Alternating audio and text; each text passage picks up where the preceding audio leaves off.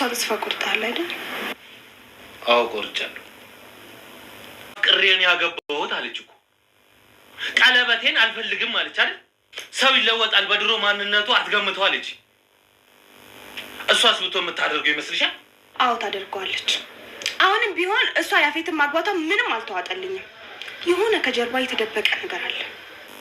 ጺም ባደረኩት አሁን በቃ ካላስተዋወቅን ይላሉ። ከዛ ነገሩ ሁሉ ብልሽሽቱ ነው ይወጣል። እኔ ለቢኒያም አትናገር ብዬ ራሴ ይናገራሉ። ሴቶች ግን መርዝ ናቸው። አሁን ተፈጥሯል። ምን የምን ችግር? እቃውን እስካሁን አልተራገፈም እንዴ? ደግሞ ስለዚህ ጉዳይ ሉሊት አይደለች እንዴ የምትቆጣጠሩ? ደግሞ ከእሷ ይልቅ ለማን ተደወልክ? በጣም ስለፈራች አለቃ ካገኘኝ ይገለኛል ብላ ሄዳለች። ማለት ቆይ ለምን ምን እንደተፈጠረ በግልጽ አትነግረኝም? እቃውን ያወረዱልን ሰዎች ሸውደውናል። ውስጡ ያለው እቃ የምንፈልገው እቃ ሳይሆን በተመሳሳይ ሳይዝ የታሸገ ዱቄት ነው። ይህ ቆሻሻ የገንዘቡ መጠን ሲያንስ መጠርጠር ነበረብኝ። ቆይ 1 ሚሊዮን ባንዴ ሲቀንስ እንዴት ነው ቼክ ያላስደረኩት? በቃ እደውላለሁ። ሁላችሁም ስለ ሰዎች አጣሩ። በ24 ሰዓት ውስጥ እነማን እንደሆነ አሳውቁኝ። አለቃ ሉሊት ምን ላድርጋት? ያዛትና ጣቷን ቆርጣ አምጣልኝ። ያለቃዋን ጭካኔ የምታውቀው በቃል ነበር አይደል? ምን ያህል እኮ ልጄ ብትሆን ዝም አለለ። ማስታወስ አይጠበቅብሽም። ምን ያህል መንገድ እንደምትሄጂ ጠንቅቄ አውቃለሁ። ለእሱም አንዱ ማሳየት። በ85 ላይ ምን ይፈጠራል ምን ይሆናል የሚለው እንግዲህ በሐረግ ድራማ በመጨረሻም ፓርት ላይ ያለቀው ያፌትና እንዲሁም ደግሞ ያፌት ካፈኗቸው ሴቶች አንዷ እወጣለሁኝ፣ እነሱን ማየት እፈልጋለሁ፣ ማን እንደሆነ አለቃችን እኔ ባይኔ ማየት እፈልጋለሁ በማለት እባክሽን ተዬ አርፈሽ ተቀመጪ ቢሏት እህቶቿ ሳሰማ ወጥታ ነበረ። በስተመጨረሻም እንግዲህ ያፌት እጅግ በጣም ተናዶ ተበሳጭቶ ነበረ ማለት ነው። በወቅቱ የተበሳጨውም እንግዲህ በባለፈው የሸጠለት እንትን የተሳሳተ እንደሆነ ሲያውቅ እጅግ በጣም ተናዶ ነበረ። ብሩ ሲቀንስና 1 ሚሊዮን ብር ቅናሽ ሲያደርግ እኔ መጠርጠር ነበረብኝ እንዴት ተበለውኝ በማለት እጅግ በጣም ተናዶ ነበረ። እንግዲህ ሉሊትን አንጣልኝ፣ እጇን ቆርጠ እንድታመጣልኝ እፈልጋለሁ በማለት እንግዲህ ያው ሲነግረው ነበረ። እሱን ይዞ እየተናደደ ባለበት ሰዓት ነበረ እንግዲህ ልጅቷ ዞር ብሎ ሲያየት ባይን ባይን የተፋጠጡት ማለት ነው። እና ልጅቷ ጋር ምን ያደርጋል ምን ይወስናል የሚለው ነገር እጅግ በጣም በጣም ከባድ ነው በእርግጠኝነት ማለት ነው። እጅግ በጣም ነው የሚያሰቃያት። ምክንያቱም እሱ ማንም እንዲያየው አይፈልግም። ከታየ ደግሞ ለእሱ አደጋ ስለሆነ ስለሚጋለጥ አይፈልግም። ሌላው ደግሞ ናቱ የተዋወቃት አዲሷ ልጅ እናትየዋ ከያፌት ጋር ነው የምሰራው፣ ከያፌት ጋር ነው አብራ የምሰራው። ልክ እንደ ያፌት በጣም ክፉ ነች ማለት ነው። የገንዘብ ባሏን እንኳን እንደገደለችው ያው ለልጇ ስትናገር ሰምተናል ማለት ነው። እና ልጅቷ ምንም የምታውቀው ነገር የለም። አባቷ እንኳን በእናቷ ምክንያት እንደሞተ እንኳን ምንም አይነት መረጃ የላትም። እንደገና ደግሞ እናቷ በጣም ጥሩ ስራ እንደምሰራ እንጂ እንደዚህ ወንጀል የተከበበበት ድርጅት ውስጥ እንደምንሰራ በፍጹም አታውቅም። ምክንያቱም ናቱ እኔ ምንም አይነት ስራ የለኝም እህቴ ነች የምታስተዳድረኝ በማለት እንግዲህ ለልጅቷ ነግሯል። እንደዚህ ለምን ነገራት? አጋጣሚውን ተጠቅሞ እንዴት ሊያድናት ቻለ የሚለው ነገር የሁላችን አጠራጣሪ ነው። እናቱስ ምን አይነት ነገር ፈልጎ ነው ልጅቷን የቀረባትኝ? ካለውል ጊዜ ውስጥ ለምን ዋሽቶ ቀረባት የሚለው ነገርም አለ።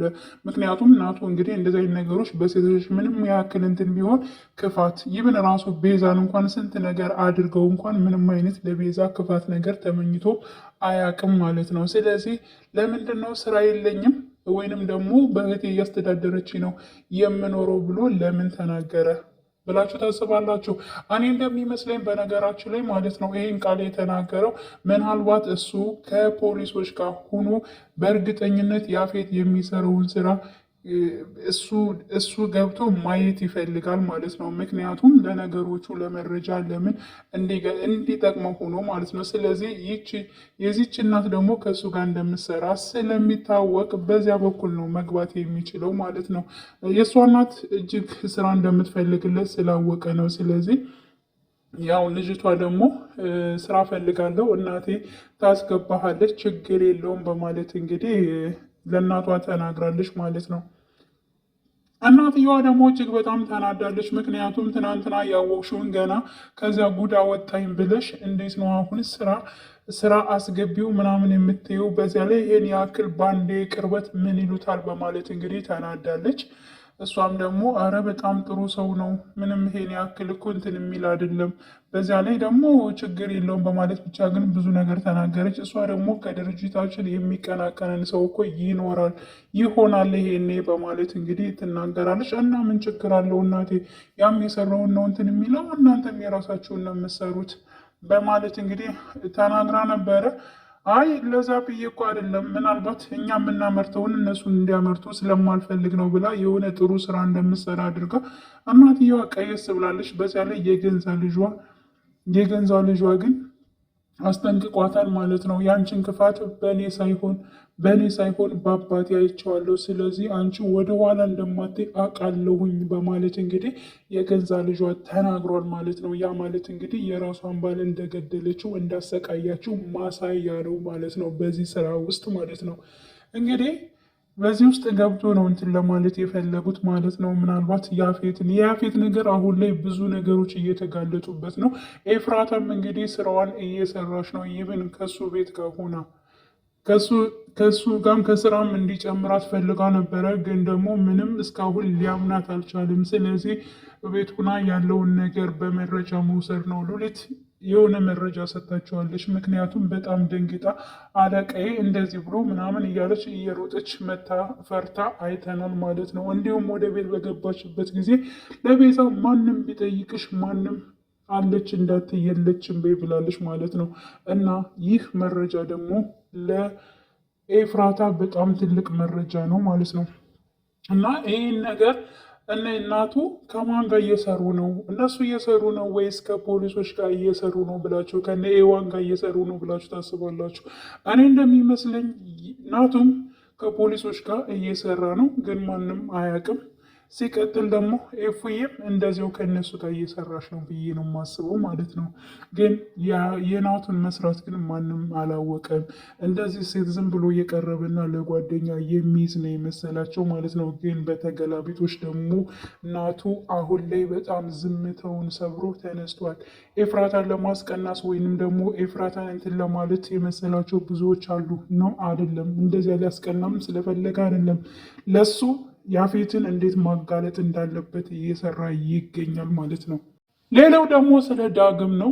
ዳግም እንግዲህ ያው የያፌትን ያክስቱን ልጅ ጠርቶታል። በባለፈው ሲያወራ እሱ እንደወገውና እሱ ያን ነገር እንዳደረሰበት ስለተናገረ እንዲሁም ሲናገር ደግሞ ፂና እንግዲህ ዳግም በተነጋገሩት መሰረት እንደዚህ አድርገው የእሱን ድምፅ ለማያዝ ችለዋል ማለት ነው። ያ ማለት እንግዲህ ከወንጀልነት እሱ ነፃ ወጥቷል ማለት ነው። ስለዚህ ራሱ እንደወገውና ራሱ ይሄን አደጋ እንዳደረሰበት በራሱ ቃል ስለተናገረ ማስረጃም እንግዲህ ድምፅ አለ ማለት ነው። እና በዚህን ድረስ ተሳክቶላቸዋል። ሌላው ቢኒ ነው።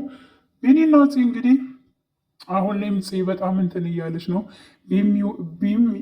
ቢኒም ይወዳታል፣ እንደገናም ደግሞ ፂም ትወደዋለች። ግን ደግሞ በጣም እንዲርቃት እያደረገች ነው። እኔ እናንተ መቼም አብረን የምንሄድ ሰዎች አይደለንም በማለት ተናግራለች። ግን ደግሞ ገኒ አሁን ላይ ብዙ ነገሮች አሉ፣ እሷንም ያማታልና እባክህን ተረድራት። ምንም ብትናገርህ ምንም አንተ አትያዝባትና ዝም ብለህ ከጎኗ ቁም በማለት እንግዲህ ብዙ ቃላቶችን ብትናገረውም ከሱ ከጎኗ ለመቆም እንግዲህ ቃል ገብቷል።